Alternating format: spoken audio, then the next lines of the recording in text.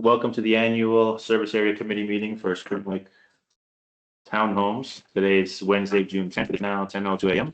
I'm Alex Georgiadis, Service Area Director. Next to me here is Delise Rodriguez, Service Area Administrator. Joining us online is Ray Febres, Finance Manager, and we have Jacob Wild joining us, General Manager. We also have the new committee member joining us online, Taylor Sachs. Welcome, Taylor. And joining us here in person, we have Greg Grace. Thank you for attending. You're welcome. We don't have a quorum of the committee, but we'll move forward with the annual. We'll announce the new committee members. So for formality, for the next year, committee members shall be Taylor Sachs, Greg Grace, and Jennifer Reese. Reminder with the applications online, there was a code of conduct. You'll get a reminder email for that as well, just to sign it, send it back. The dates of the quarterly meetings were also published there. Those will be published again ahead of time before each meeting, plenty of notice. Reminder, all committee communication to be done via the committee email. Taylor, you're going to get a committee email as well, so communicate via that email for any sort of HOA type of business.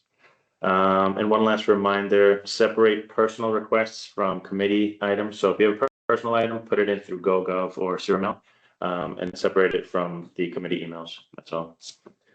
Anything else on annuals? So that'll wrap up the annual meeting. Any questions on the annual meeting? Taylor, anything? No, thank you. Good. So that'll wrap up the annual meeting. Let's roll right into the quarterly meeting. Welcome to the second quarter Service Area Committee meeting for Spring Lake Townhomes. Today is Wednesday, June 10th. It is now 10:03 a.m. I am Alex Georgiadis, Service Area Director. Next to me is Service Area Administrator Delise Rodriguez. Joining us online, Ray Febres, Finance Manager, Jake Waddle, General Manager, and we have committee member Taylor Sachs joining us online. In person, we have committee member Greg Grace joining us. We do not have a quorum, so this meeting will be for discussion purposes only. Let's get started. We'll start with the financials, high-level overview of the financials as of the end of April. Cash in the operating accounts, $125,000. Reserves, $1.5 million. As of the last meeting, we proposed making investments of our funds since we don't anticipate needing them in the near future. We did $700,000 of reserves into a 6-month CDAR and $700,000 to a 12-month CDAR. And then operating, $40,000 of the, I believe it's 120 currently, will be invested as well. So we'll still have access to $80,000 for any emergency items, which is more than enough. Just to give you an idea, our monthly expenses are about $14,000, and we had $120,000. We're reducing that down to approximately $85,000. So again, we have multiples of our anticipated expenses in the cash account. Yeah, the $40,000 CDAR is already active as well. Excellent. All the 700 are active. 700. Reserve, we invested $1.4 million. We split that into 2 separate CDARs, one for 6 months and one for 12 months. And from the operating side, we invested $40,000 on a 6-month CDAR. Yes. Okay, perfect. That's what we talked about last time. Yeah. Excellent. Let me just check.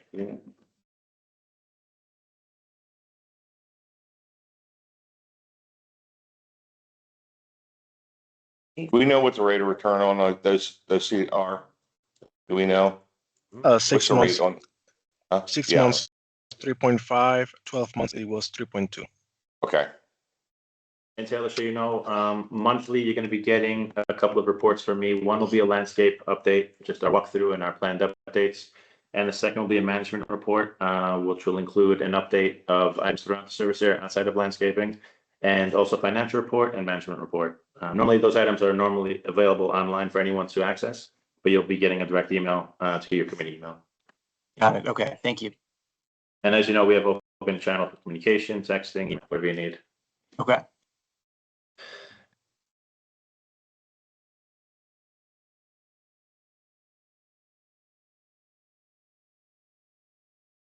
Just a technicality I wanted to clarify. We do have a quorum for this meeting since it's only 3 members and we have 2 of you here. So just a technicality, we do have a quorum for this meeting. Just to clarify that, this for meeting standards. Excellent. That's all. Just my technicality for record keeping.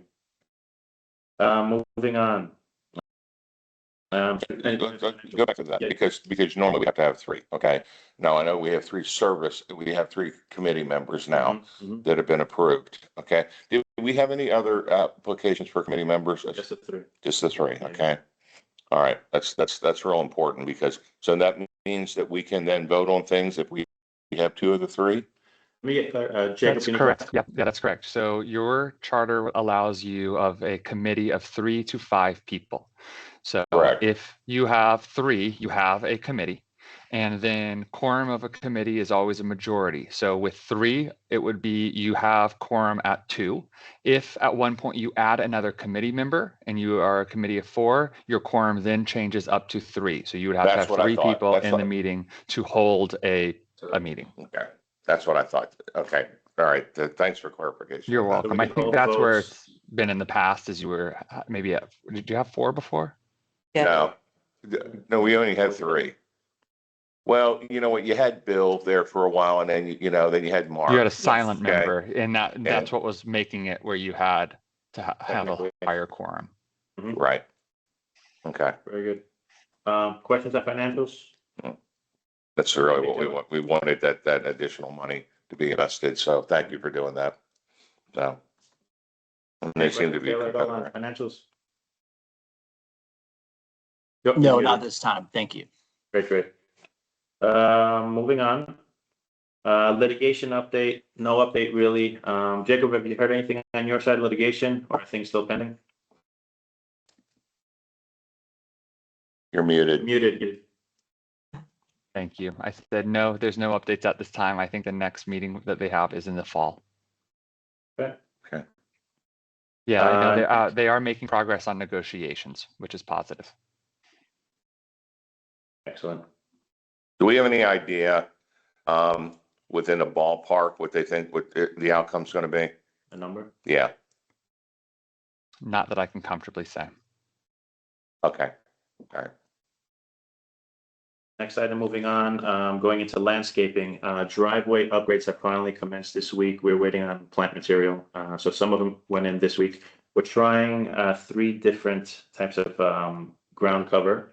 Those triangles in the back of the driveways where we don't have sprinkler heads, so we have drip, so we can install sod.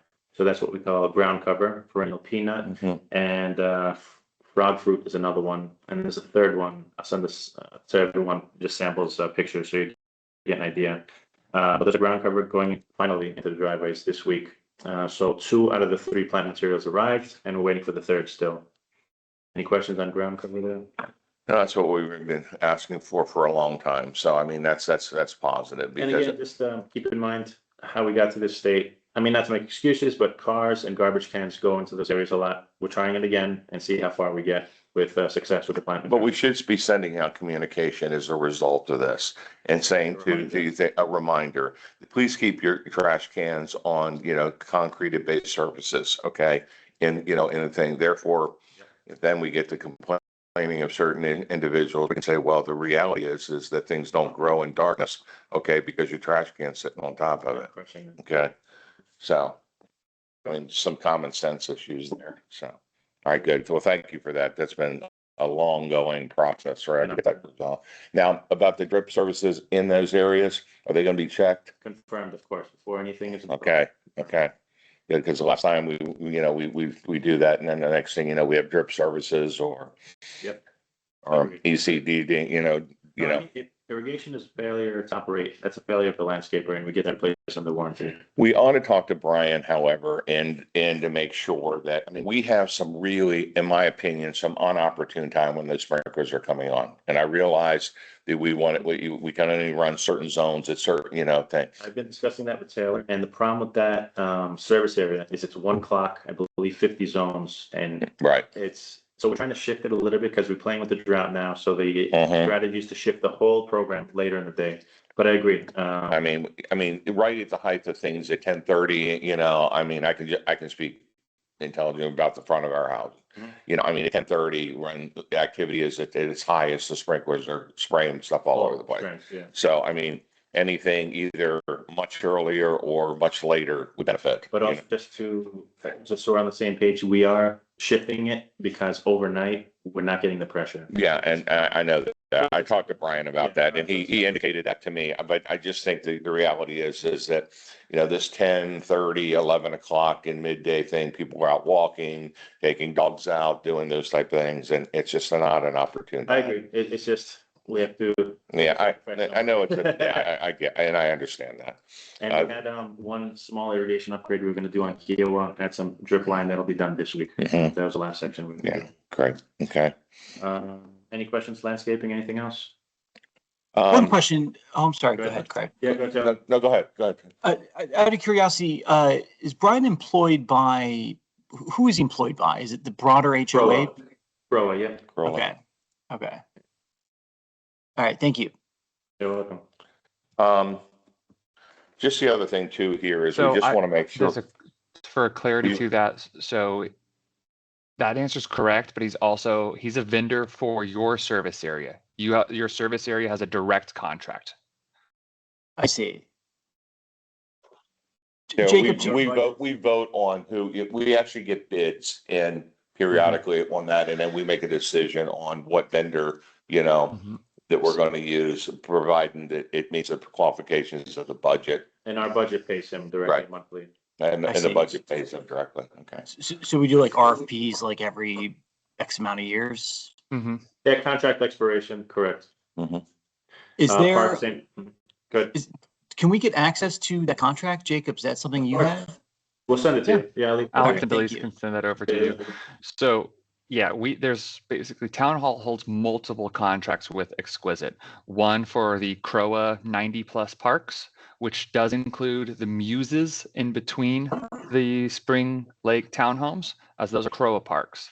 And that's a Town Hall, or that's a CROA contract. But then there is an individual contract with each service area, with most of them are with Exquisite. There are some with another landscape provider as well. Okay. Thank you. You're welcome. And then most of those are kind of legacy contracts reaching the end or on multiple 1-year extensions per the contract, that are keeping us at lower rates, kind of that pre-COVID labor and material rates right now. I So see. a lot of, Okay. lately it's been a lot of contract extensions over RFPing. Some other service areas have RFP'd and then decided after seeing the results of the RFP to continue or to extend their current contract to keep locking those rates. I see. Okay. Yeah, just so you know, Taylor, I mean, it's a matter of price versus expectation. We think we're gonna get better service with another vendor, and I get that across the board. Or do we work with our existing vendor who's within our budget and keep pressing? Because the thing is, with a new vendor, are we guaranteed better service or not? That's always the conundrum that we run into, and pay the higher premiums on top of that. Or Right. where we're gonna be doing the chasing game regardless. Right. Okay. Makes sense. And he's scheduled, I believe, through the end of 27, right? His contract in 27. your service area. Okay. Cool. Thank you. And also heads up, your email probably won't be set up till next week. So next week, expect that email for the Okay. contract. Cool. No big All rush. right. Thank you. Great. Moving on, just recapping, we did the pressure washing flats. Overall, it went well. I know we had a couple of hiccups where bleach was applied to certain areas where it shouldn't have been applied. Again, we chased the vendor on those and we get resident feedback. But in a lot of cases, it's too late. They apply the bleach in houses that didn't request it. So we did have that hiccup in the service area. No, but we tend to have that almost every single time. I mean, we try to make and mitigate a thing, but I think it's about more of the communications going out, maybe in a form of repetition of Correct. The day of the work. the day of be on top thing. And what ends up happening is that people remove articles from certain areas of their home. Something happens, weather related, it gets delayed by a week or multiple days. People then put stuff back because they're worried about the fact that violations in that case. Yes. And so I just think it's about communication and making sure that we're on top of that with the actual residents. Us as the residents and us with the vendor. So Okay. it's on us. All right. Any input on flats, pressure washing, Taylor? No, good. Glad to know that sounds like Okay. this has been a continuous issue, but that there's some proactive movement Always to, scheduling drifts and then hitting or missing with chemical, no chemical. That's ongoing every Yeah. vendor. And it's on us. We have to babysit more, basically. Day of, stay on top, remind clients. It's on us, really. okay. Next item, gutter cleaning is scheduled for coming up in July.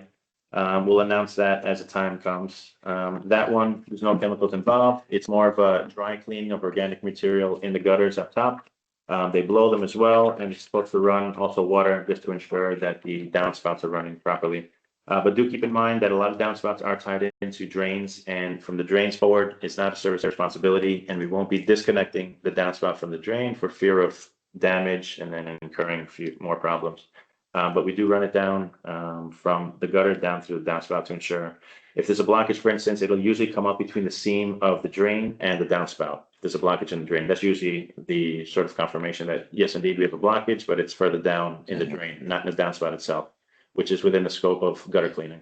Yeah, we just need to make sure that what I consider the gravel, which is roof debris, which is coming off. Now we have roofs that are 10 years of age. Granules. Yeah, the granulars. We need to make sure that when you get that residue that goes down into those drainer thing and it clogs it from that position, it's not necessarily in the actual gutters themselves. It's actually in the drainage area that clogs due to the wear and tear on the shingles. Correct. So we need to make sure that's, And it's that's clear. another reminder for homeowners that drains are homeowner responsibility and they need maintenance. A lot of them are clogged and not working, and you see in heavy rains, you see the water spewing out of that connection between drain and downspout. And then you have the washout at that point. Yeah. The drain is rendered ineffective at that point. Right. And And, require maintenance. right. And I can tell you that 95% of the people have never touched their drains. Okay. And so what ends up happening is you get flooding, you get all of those areas and backups, Yep. which then leads to landscaping issues and wash away on mulch and those type of things. So, Yeah, within the scope of service area, we can do downspout redirection. I've done that like in the garage and the driveways to get it onto the driveway to redirect the water. Sometimes in garden beds, we do what's called the sock drain, which is corrugated pipe in fabric, but it's hidden behind the hedges. So we'll spread out the dissipation of water over the course of maybe 10 feet if we have the length available. and that's important because what we don't want to have Alex, is the fact that there's so many of those things, those downspout drains, if they get clogged and they start pushing water back up, you could actually have water damage within garages. Yep. Okay. And that's the biggest concern.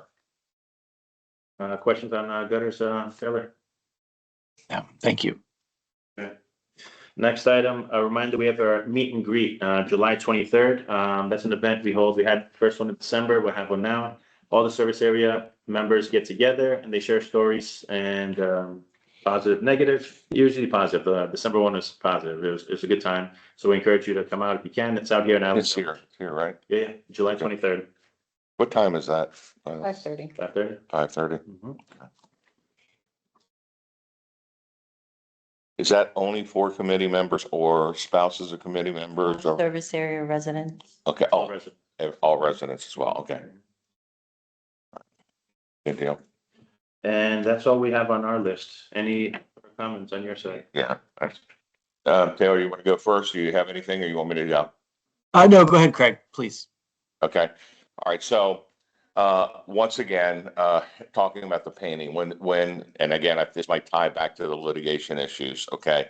But we are getting people that are now coming back. Okay. Sending me emails going, okay, so remember when the painting, when they were doing basically checking for leakages and that type of thing, when Weekly was doing that, okay? They went back and they painted, okay? Remember, they used the wrong base on the paint, okay?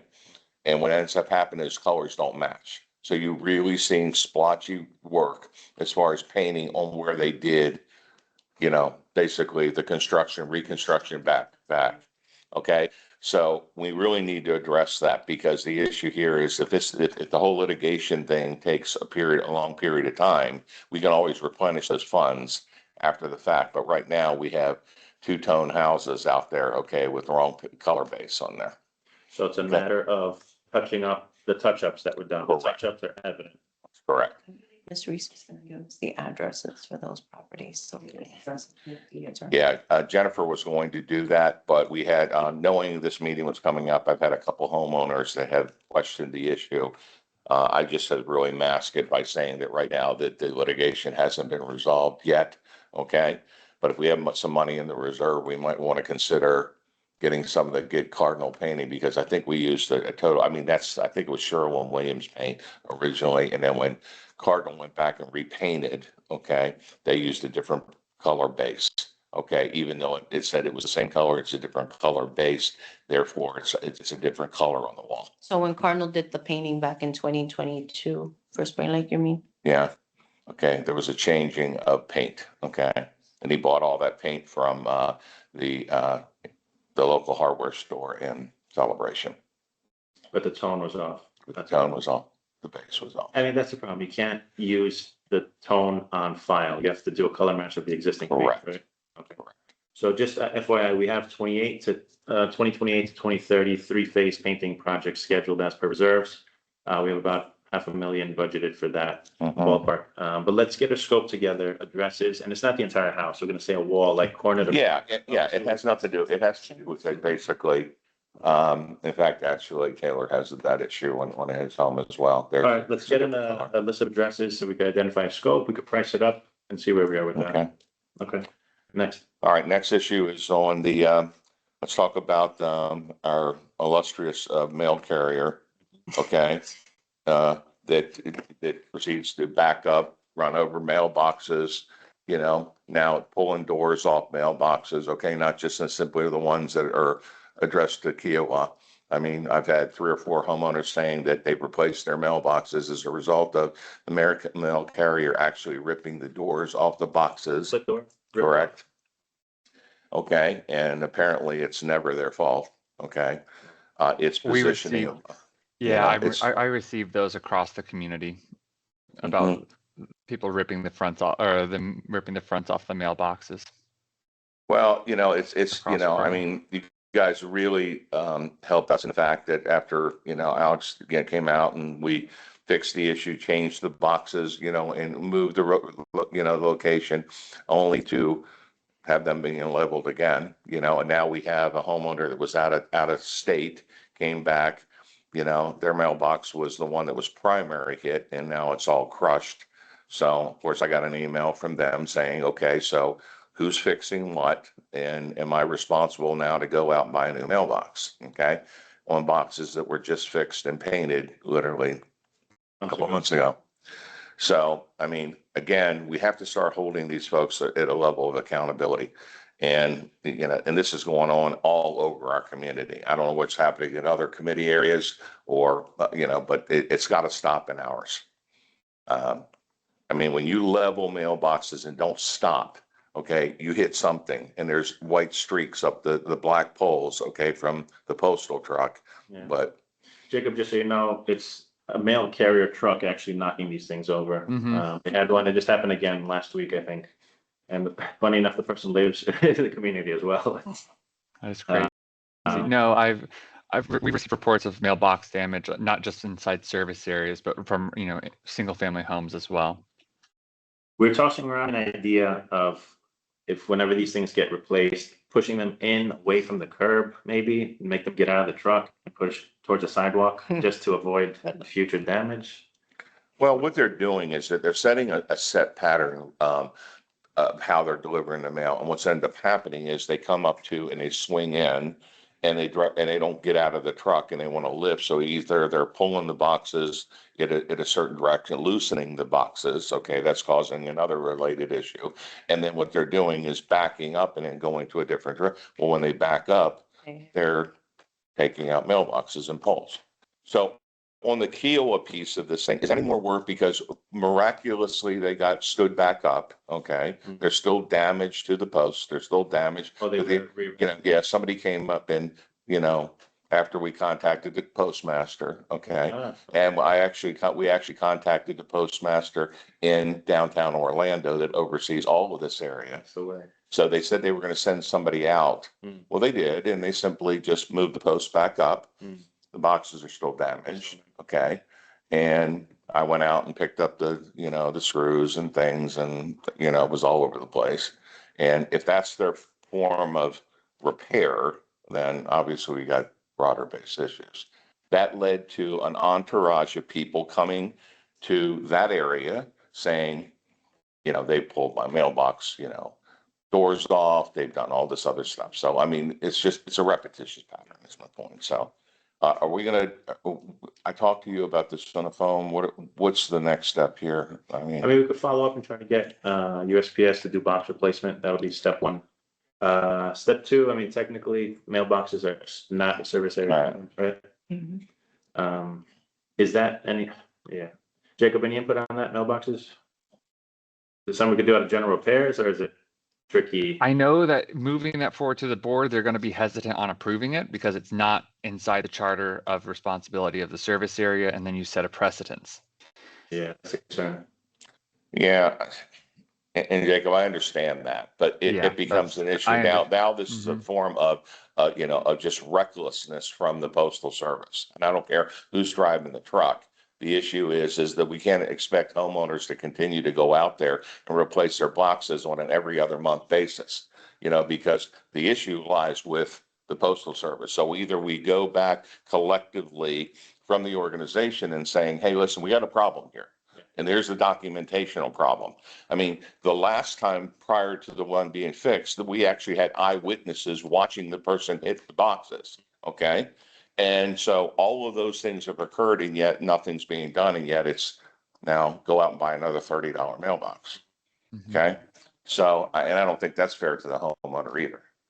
So, and I understand where we're at with this, but we have done certain things of, do we have money in the budget to at least makeshift some repairs here? I mean, Let me do step one. Let me reach out to your contact that we have at USPS downtown. Let me see how Mhm. far I can get with them. uh, Taylor, man, she probably has some numbers. Okay, did she contact anybody downtown on the, She did the first time around this happened. yeah. Okay, and I know that the neighbor on the other side has contact. We can get you that name. That's it. I mean, that's all, we can get that. Establish contact from management. We can get that name for you. All right, Okay. let's try that. See how far we get. And then we actually went to the local postmaster here in Celebration and had a conversation with them directly. And it was like, I mean, the carrier denied it, even though there was witnesses and, Right. because it can cost her job. But going downtown, that contact helped. Mm. So that's Now all of a sudden we have posts being set up, but again, very makeshift yeah. repair to an issue that really is. It's not, I mean, it's No, it's not. Huh. So it really we put those posts in concrete, right. so Okay, so even that job is No. not complete. it's not complete. So we either need to restake those posts, okay, and one mailbox is absolutely destroyed. Yeah. So, and now that is just basically makeshift back onto the post, which is aesthetically not what we want for our community. And we got to give direction to that homeowner of what we need to do. All right, let me reach out to USPS first and see Okay. where we get with that. Okay, other things too. Let's talk about service vehicles in community. Okay, as well as people parking trailers long-term in the community. Okay, we had yesterday a moving truck, and we want to be, respectful of people who have to move at different times of the year, and we get that. But we had a moving van in Kiowa blocking the entire street for about 14 hours yesterday. And they had Okay. space to move closer to the curb, or was it a huge? Well, they were parked in, Jay, here's the Oh, curb an is kind of like this, okay, because They want to be and- convenient. for well, the- we have trees now that are large, and so, so now they took out branches of the trees and all that stuff as they left last night, so we have a leaf mess in the middle of Kiowa as of this morning. Only then that service we have to go live or sod, okay, and now we have sod part all over the street as well. Now, again, Brian's group can fix this relatively easy. I don't want to make a mountain out of a molehill, but the issue is blockage of, of the community and of the main entrance way, okay, with trucks there for 12 to 14 hours. Okay, Yeah. I think the truck left last night at about 12 o'clock to 1 o'clock in the morning. Okay, So again, I think we want to be courteous, and there was somebody moving, okay, they couldn't bring that large truck down. It was a 53-foot trailer, couldn't move it down the street as a result of the narrowness of our street. Kind of, we understand that. But, coming in and So wiping yeah, out. stuff was blocked, so the entry to the community was blocked. Yeah, we had to turn, well, they even had ramps that about halfway through the street, so Yeah. you could maneuver around, but it's only gonna take one person to turn around and hit those ramps Sure. and go into the side of the truck, and it could have been much worse. Let's just end it that way. It was definitely a dangerous situation. It was, like Craig said, out there 14, 15 hours, and there was almost several accidents. And they also left the vehicle on the entire time. So there was just diesel fuel pumping out, pumping out, pumping out. And we asked them to move it or turn it off, and they basically said to shove it, which is, they're moving, but they didn't have to have the vehicle on the whole time, or they could have moved it or changed Right, the area. right. Correct. Certainly for something for that long. And you spoke with the moving company or the owners of the house, or we don't know? who- The We moving know company. who was moving, but, All right, in the future, I mean, shoot me a picture, shoot me a text, something like that, so I could try to jump on it at the time. Yeah. Yeah. And even now, we know, we start seeing a big truck right away, say, hey, just so you know, and then let's watch it and let me know. well, and the other thing too here is that, listen, I even have an RV, and there's times where, and in the covenants, we turn around and we can pull that thing for unloading purposes and maybe an overnight, that type of thing. But we're now have people that are moving into our community on both sides of the equation, in our area as well as across the street, that now have that vehicles that they use for hauling motorcycles and, other equipment and everything. And they literally sit on the street, okay, for days and weeks at a time, okay? That's not what our covenants say, and it's blocking up, it's minimizing parking in the community of all those things, and it's I mean, there are people now coming out of the woodwork about this issue, and it's not one person, we've seen multiple of those. So in the drive-throughs, and I know we can't target people, but in these drive-throughs, we have to figure out who owns those large, trailers, who park them for an excessive period of time in Spring Lake, and they either need to move them or be fined. End the conversation. If they, There's, I mean, we have to keep in mind, we have a jurisdiction, Mhm. sort of issue or block there. If it's on the street, it's gonna be a county jurisdiction, but if we do find who owns them, I could reach out to them just on a personal level and see where we are with that and maybe get some traction that way. Just keep in the back of your mind that we are limited on some level to how much we can do in the street. well, then if that's the case, then that's what we should do, that we should change that issue in the covenant, because it states that you're not allowed to have vehicles parked more than overnight, okay, in our community. So if the streets are managed differently, then we either need to change that covenant or we need to address the issue, Okay. either with the county or through our litigation. So, Some tricky folks, they'll, park in one address and then they'll move and say, I didn't park in this address last night. They move it to another location. yeah, I mean, there's games, and I understand that. But I think, most of the people there, I mean, they literally park them and it's there for, Their final spot, yeah, and it's there for, sometimes weeks, in the same location. same location. Yeah. If it's so, yeah, it is one of those, it's unfortunate. They are county roads and our jurisdiction does not expand onto county roads, even though you're correct. Our covenant says you cannot, it has guidelines against these types of things within our community. Those are not our roads. And if it's in an alley, it's CDD and we can work better on it. But if it's anything on one of the public roads in town, they're county roads. And here's what we can do outside of, if we can track it to a resident and we have photo evidence of that, then we can try to do a violation, and we do that. But otherwise, it's when we receive any information like this, we contact the Osceola County Sheriff, and we recommend, and the board recommends, when they receive feedback from residents, that residents reach out to the county sheriff as well, especially if it's anything blocking roads or anything that they can act on immediately. Well, I think what I've seen thus far, Taylor might have a different opinion, but it's not necessarily, listen, parking is a premium, okay? In that community. The roads are narrow, and when you start taking up that thing, that's where the rub comes. I can't park, I can no longer park in front of my house or in front of my Mew because we have these trailers sitting there now. Which again, I think it's, you know, either we have to address it one way or the other, you know? Or we shouldn't have it in our covenant restrictions, you know, but I think just something we need to start addressing. Okay. Okay. All right. So we talked about painting, we talked about mailbox, talked about cleanup. Oh, the other thing too is I'm sorry, I'm digressing, going back to landscaping. On this cleanup, as far as breaking leaves and that type of thing, we need to address a couple areas, especially where the magnolias are, okay? Because they're blowing all over the place, and, you know, again, they need to be cleaned up when they're cut or when we're blowing. It's not coming back down the alleyways and just blowing leaves back into the same locations, only to cover driveways, you know, So again. magnolia leaves are making it up the driveway? Yeah, oh, well, they're all over the place. I mean, literally this time of year. And so Brian needs to make sure that his crew is not only blowing thing, but doing, Collecting. but raking. Yep. Okay.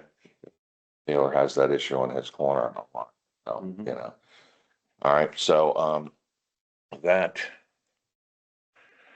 financial thing, we know litigation, upcoming projects. When's our next walkthrough on for landscaping? It's gonna be in July. I'll advise. Is there any particular week that works better for you? Just, yeah, not obviously the week before, or after Week the before. 4th of July, you know, but maybe before this 23rd deal. Yeah, yeah, I sure. believe it is. I don't have it in front Second week. of me. Good. Taylor, just for that, if you know, the issue is what we try to do is go through with Brian and Alex and team, and we kind of walk through the community and just pinpoint certain things that maybe need a little TLC. Okay, yeah, makes Yeah. sense. Okay. That's really all I have on mine. I just really want to make sure. Oh, one other thing. The roofing situation here. When do we know when we're going to start that process? Litigation or the next round? No, the next for replacement of shingles. I'll tell you now. You obviously do the phase 1, you know, which is the oldest, which is 2014. 29. It's a 3-phase, 29, 30, 31. Okay. And we're looking at around 1.4 million for that. Okay. And the walkthrough is the week of July 13th through the 17th, any of those days. What, July 13th. yeah, it's fine. 17th. Yeah, okay. Thank you. I mean, usually I'll reach out the week before and schedule for the following week. I'll ask for a couple of days that are open and we'll schedule accordingly. Dryer vent cleaning, did any communication go out associated with that? Nothing. Okay. Again, folks, that we're getting into 10 years, there are people that have not had their dryer vents cleaned. Okay. And one of the biggest fire hazards you can have in townhomes is a dryer fire. Okay. And, there have been, vendors that have been coming around and making offers to homeowners about cleaning dryer vents. Mhm. And I do mine every 2 years, and I just had mine redone again. And it's literally, you surprised how much comes out, and it's just my wife and I, we don't have like, you know, work kids at home, so, anyway. Yeah, we can put that in the Monday matters. But again, I mean, it can be a dangerous situation. What we don't want to do is lose a building as a result of a fire associated with a clogged vent. Yeah. I mean, we're doing things like cleaning gutters and doing those type of things. That should be part of, and it should be, I'm not saying we should cover it from our thing, but we need to be making sure, because that comes into the world of insurance coverage and that type of thing of a certain level of maintenance. Good. Okay. I don't remember. Anything else? No. Taylor? Not at this time, no. I'm kind of listening in to learn what the parameters are and kind of taking a lead from Craig. But this is all very helpful, and Alex and team, thanks for meeting with us. Good. Yeah, team, thank you to all of you for all the things you guys do. And I mean that sincerely. Without you guys, most of this stuff would not happen. So a personal thank you, and on behalf of the committee, thank you. Good. Because we're getting a lot more things done in the community. It's being noticed by our, you know, our folks that residents that are in our community.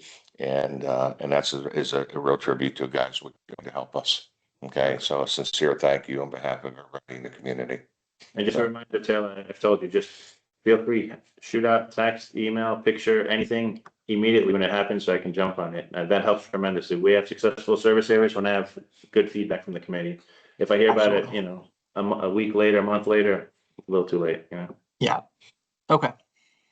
All right. So you, for Jennifer, you're gonna contact, especially for that list for that Yes. any issue? Okay, because that's real important. We kind of, it's kind of a pretty nice project. Mhm. Okay. All right, thank you, team. Excellent. Any other input, comments? Great. No. So this adjourns our meeting. Thank you for joining and have a great day. Thank you, guys. Thanks, guys. Thanks. Bye-bye.